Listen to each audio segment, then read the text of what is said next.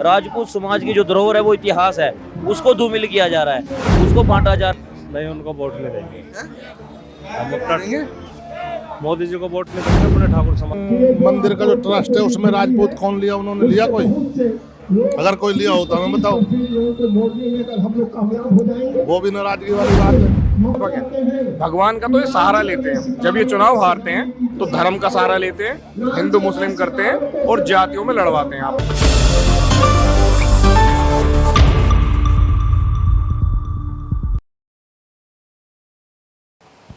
नमस्कार, मैं राकेश मोहन सिंह और आप देख रहे हैं प्रजाहित। इस समय हम दिल्ली में हैं और 2 चरण के मतदान बीत चुके हैं लोकसभा चुनाव के, लेकिन राजपूतों की महासभा लगातार जारी है। 5 चरण के मतदान बचे हैं, लेकिन खास बात यह है कि उत्तर प्रदेश की अधिकतर सीटों पर भाजपा ने अपने उम्मीदवारों की घोषणा कर दी है। राजस्थान में पूरा चुनाव बीत चुका है, लेकिन उसके बाद भी जब 2 चरणों के चुनाव बीत चुके हैं तो उसके बाद इस तरह की क्षत्रिय महासभा के क्या औचित्य रह जाता है और उनको अब किस तरह की उम्मीदें हैं इन महासभाओं से, वो आज हम यहाँ पर जो लोग आए हैं उनसे जानने की कोशिश। ये क्षत्रिय महासभा में जो लोग आए हैं उनसे जानेंगे कि उनको जब 2 चरण के मतदान बीत चुके हैं तो अब क्या उम्मीद दिखती है और बीजेपी को वो किस तरीके से मुश्किल में डाल रहे हैं। भाई साहब, ये बताइए कि 2 चरण के मतदान बीत गए हैं जी। अब राजस्थान में भी पूरी तरीके से वोटिंग हो गई, यूपी में भी सीटें अनाउंस हो गई जी। अब आप लोग कैसे बीजेपी को मुश्किल में डालेंगे? इन महासभाओं का क्या काम है? ठाकुरों की एकता, राजपूतों की एकता। तो नाराजगी बीजेपी से है या बीजेपी के उस नेता से है जिन्होंने? बीजेपी से। क्यों, थोड़ा बताइए। बीजेपी से क्या कारण है बीजेपी से? कारण ये है, ठाकुर समाज के लिए गलत बोला था उन्होंने थोड़ा सा। ठाकुरों के लिए कोई भी पार्टी फिर काम नहीं करती, ठाकुरों को तो नाम ही नहीं है।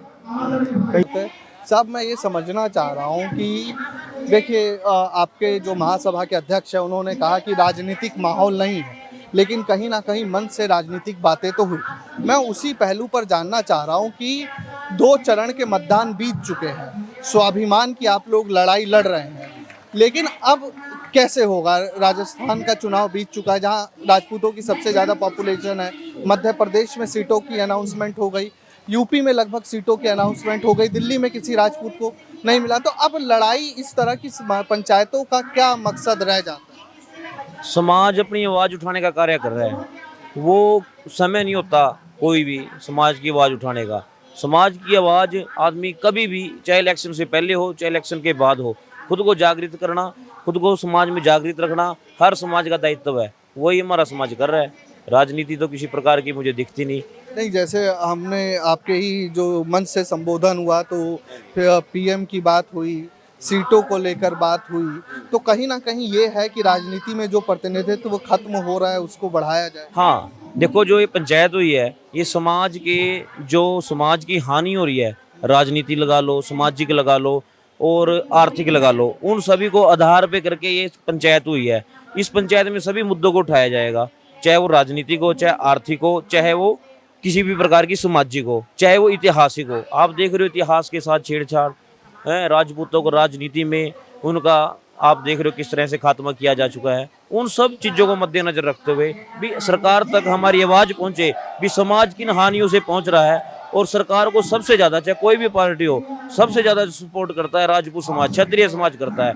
हर क्षेत्र में, जम्मू कश्मीर से लेके कन्याकुमारी तक राजपूत समाज है, और हर जगह राजपूत समाज, जो कोई भी सरकार बनती है उसमें अहम भूमिका राजपूत समाज की रहती है। तो राजपूत समाज के लिए सरकारें क्या करती हैं, उनका विचार करने के लिए पंचायत आज यहाँ पर। तो उन्होंने, जैसे यूपी में देख रहा था तो उन्होंने कहा कि 7% की आबादी है, 12.5% हमने टिकट दे दी, चाहे वो राजनाथ सिंह हो, सर्वेश सिंह का देहांत हो गया, और भी कई लोग हैं जिनको टिकट दी गई। तो फिर किस बात की नाराजगी? योगी आदित्यनाथ खुद राजपूत समाज से आते हैं। नहीं, कुछ ऐसे टिकट हैं जो राजपूतों के, जहाँ पर राजपूत बहुल क्षेत्र है, वहाँ से राजपूत नेताओं की टिकटें काटी गई हैं। देखो, राजपूत समाज को दुख है। गाजियाबाद की तरफ, गाजियाबाद से वीके सिंह है, और कई नेता हैं और जिनको मतलब कि आप देख लिए, सुखदेव सिंह गोगा मैडी जो राजपूत समाज के बड़े नेता थे, कैसे उनका दिन दिहाड़े उनकी हत्या हुई, उनके खिलाफ कोई मतलब कि कोई ऐसी सरकार के द्वारा कोई कार्रवाई नहीं की गई।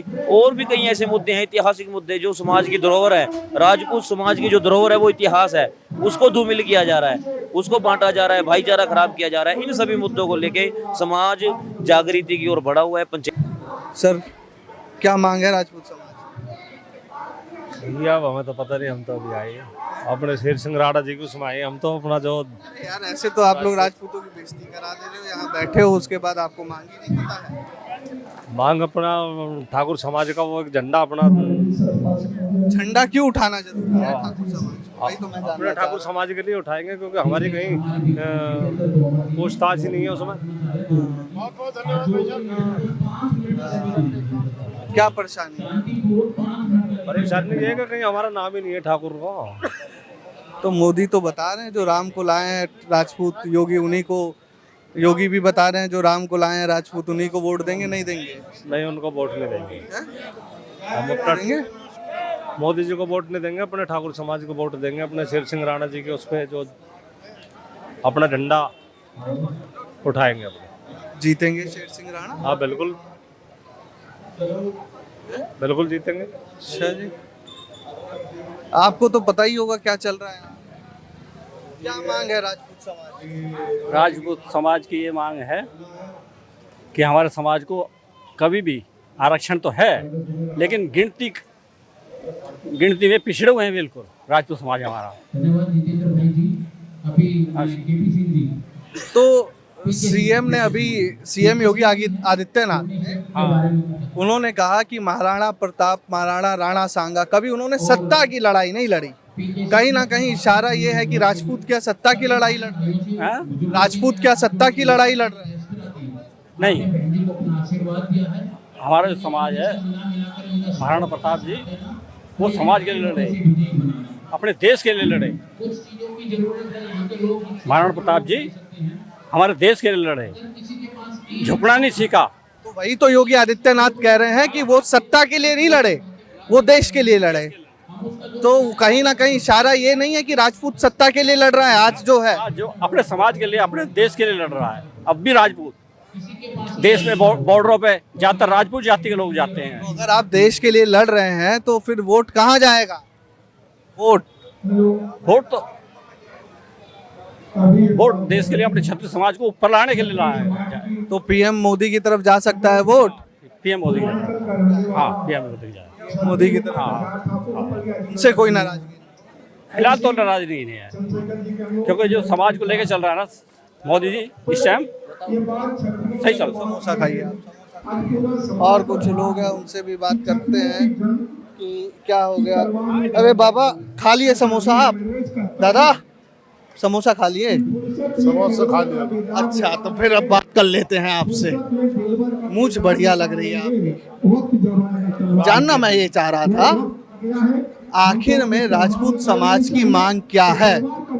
ये किसी को समझ नहीं आ रहा। राजपूत कह रहे हैं कि हम बीजेपी के साथ हैं और नाराजगी भी उन्हीं से। मैंने बहन जी से मेरी बात हुई थी। राजपूत समाज की बीजेपी से ये नाराजगी खा लिया भाई, खा लिया भैया। हम पूर्वांचल के रहने वाले, हमारे राजपूत समाज की बीजेपी से ये नाराजगी है वो भोजपुरी भाषा, अवधी भाषा कि राजपूत समाज के हमारे बहुत ज्यादा सांसदों के टिकट काट दिए गए, और वो लोग हमारी बात को मानने जो अपनी जगह से कई बार जीतते हुए।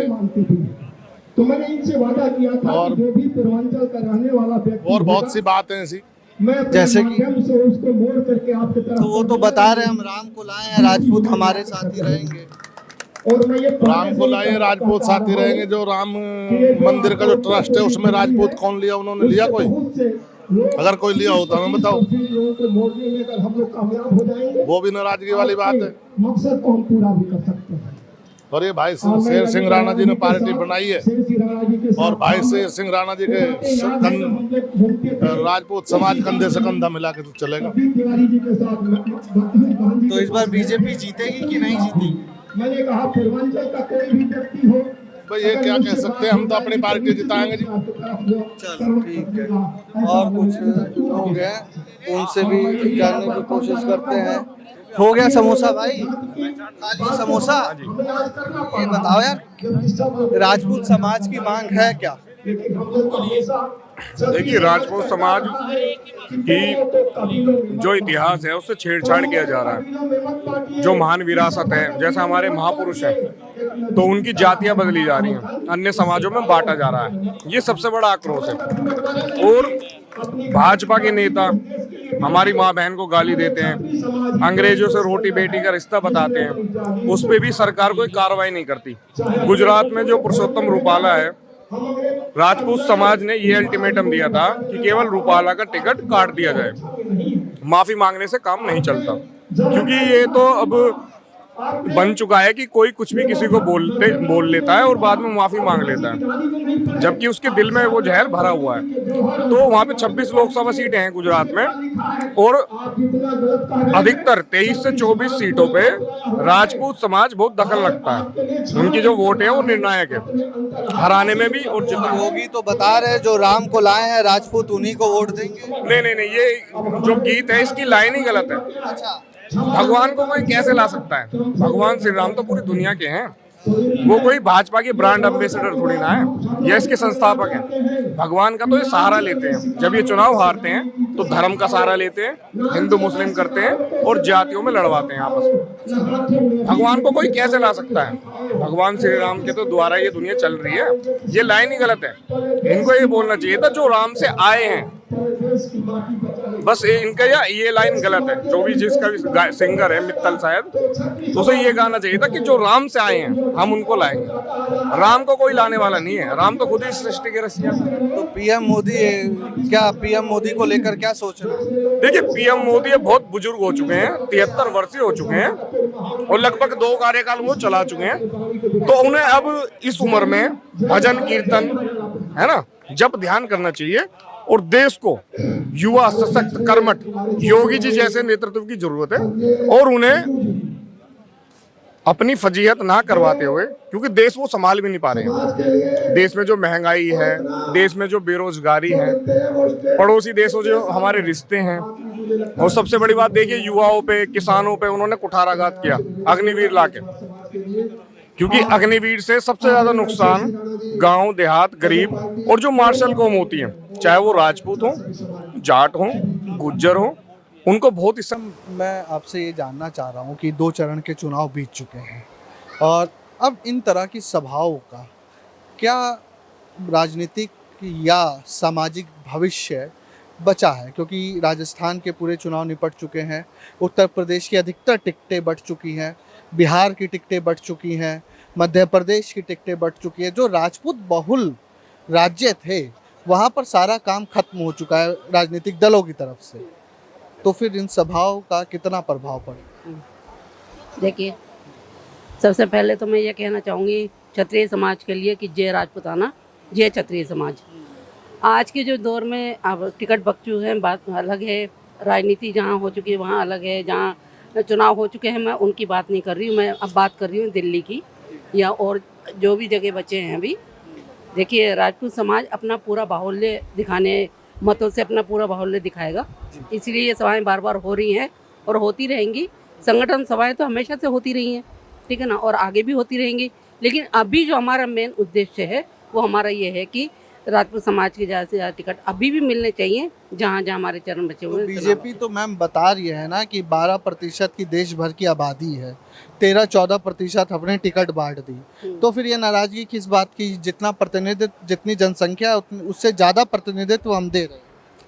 नाराजगी तो बीजेपी को पता है किस बात की है। जो उनके जो प्रत्याशियों ना, हाँ, सबसे पहले मैं उन्हीं का नाम लेना चाहूँगी। रूपाला जी ने, जो प्रत्याशी जी ने जो राजपूत समाज की महिलाओं के लिए अभद्र टिप्पणियाँ की हैं, ठीक है ना, राजकोट में, उसका आपने देख भी लिया कि क्या वहाँ पे सभाओं ने अपना जोर दिखाया और सभाओं से उनको ये भी पता लग गया, टिकट कटे ना कटे, लेकिन रूपाला को इतना जरूर पता लग गया कि क्षत्रिय क्षत्राणियाँ गुजरात की क्या पूरे हिंदुस्तान की कहीं कम नहीं है। और रही चुनाव की बात, तो चुनाव में इसका बहुत असर नज़र आएगा आगे। ऐसा